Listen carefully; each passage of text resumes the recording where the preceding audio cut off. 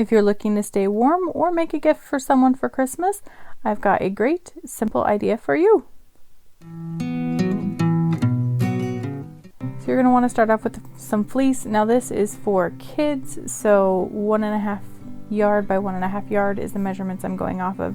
You're going to start off by cutting off the selvage, making sure it is nice and straight, but you don't want that little curly side that has like pinholes and stuff in it. That's no bueno. So go ahead and trim that all off. And then you are going to square it all up, make sure it was cut evenly at the store, and then cut out 3-inch squares.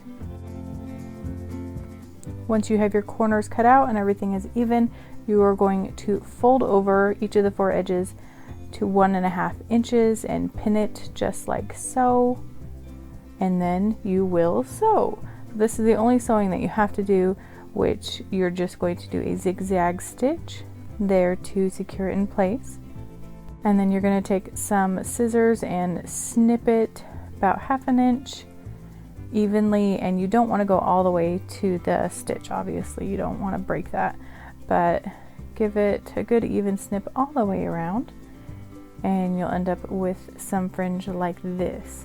With that, you're going to do a bit of braiding here, and I'll just kind of let it be demonstrated. We did these for a service project for our church, so someone else was kind of teaching me, and I thought it would be fun to share that because it was a really cool design.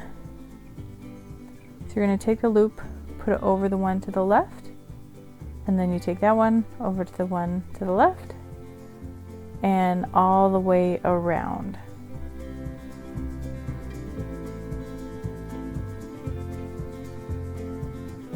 That's a nice soft braid.